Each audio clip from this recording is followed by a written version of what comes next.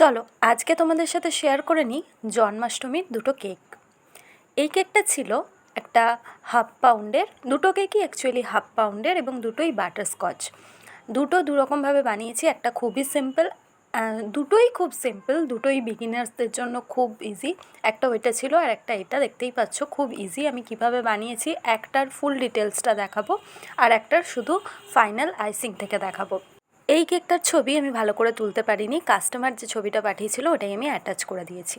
আচ্ছা, এখানে আমি যে কেকটা বেসটা রয়েছে এটাকে আমি দুটো লেয়ারে কাট করব। ওপরে দেখো আমি কিছুটা লেয়ার বাদ দিয়ে দিলাম, যেটা একটু উঁচু টাইপের হয়, যাতে কেকটা ভালো করে বসে, সেই জন্য আমি ওটা বাদ দিয়ে দিলাম। কিন্তু এইটারও একটা কাজ আছে, তোমরা পুরো ভিডিওটা দেখো, এর পরের কেকটায় আমি বলবো যে ওইটা আমি কীভাবে কাজে লাগিয়েছি।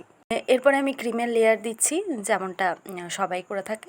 এরপরে আমি যেটা দেবো সেটা হচ্ছে বাটারস্কচ সসটা। এটা জানো আমি ঘরেই তৈরি করি বাটারস্কচ সসটা, এবং প্রালাইন দুটোই আমি ঘরে তৈরি করি।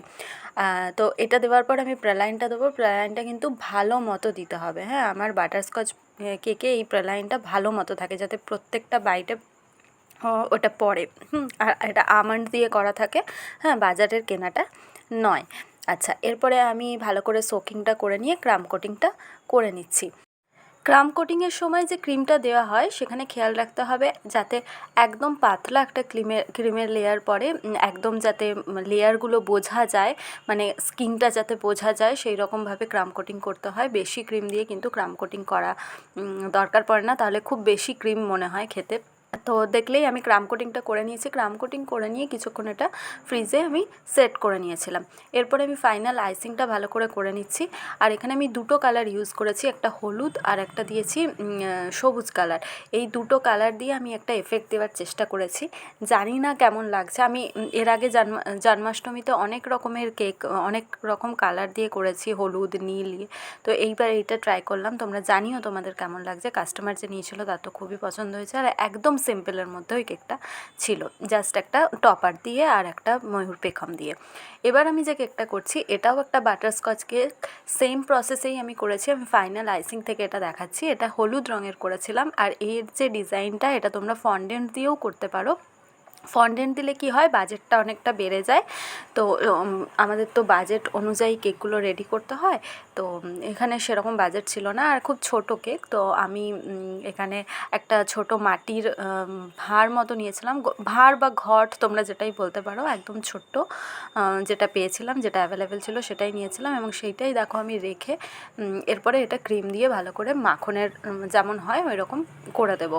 আর এই পুরোটাই আমি করে রেখেছিলাম রাত্রেবেলা, কারণ পরের দিনকেই সকালেই, হ্যাঁ, এই কেকটা আমার পরের দিন সকালেই দেওয়ার ছিল, ওই জন্য আমি রাত্রেবেলায় কিছু হাফ রেডি করে রেখেছিলাম। আর যেটা পরে করছি সেটা আমি বলছি সেটা কীভাবে করেছি।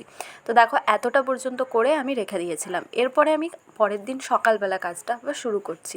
তো এখানে আমি ওই যে কেকের ওপরের পার্টটা আমরা একটু কেটে বাদ দিই, যেটা একটুখানি উঁচু হয়ে যায়, যেটা আমি আগের কেকটা কাট করার সময় বলছিলাম যে পার্টটার কথা, ওইটাই আমি এখানে ইউজ করেছি এই বাঁশিটা তৈরি করার জন্য। ওইটা দিয়েই আমি ফন্ডেন্ট এখানে ইউজ করিনি, ওইটার মধ্যেই নীল কালার মিশিয়ে আর হলুদ কালার মিশিয়ে আমি একটা বাঁশির মতো তৈরি করেছি। জানি না কতটা পারফেক্ট লাগছে দেখতে, আমি চেষ্টা করেছি করার। তোমরাও চাইলে ট্রাই করে দেখতে পারো এই প্রসেসটা। তো ওইটাই দিয়ে হলুদ দিয়ে আমি আর ব্লু কালার দিয়ে এটা আমি তৈরি করেছি। আর দেখো একটা বর্ডার দিয়ে দিচ্ছি হোয়াইট সুগার বল দিয়ে, দেখতে খুবই সুন্দর লাগছিল। জানি না তোমাদের কেমন লাগছে। তোমরা অবশ্যই কমেন্টে জানিও আমার এই দুটো কাজ তোমাদের কেমন লাগলো। যদি কিছু সাজেশন থাকে সেটাও দিতে পারো, আর যদি ভালো লেগে থাকে তাহলে অবশ্যই চ্যানেলটা সাবস্ক্রাইব করে পাশে থেকো। কিছু সিলভার বল আমি ওর ওপর দিয়ে দিচ্ছি, আর একটা ময়ূর পেখম দিয়ে দিয়েছি। ব্যাস এইভাবেই কাজটা কমপ্লিট করেছি। Thank you so much.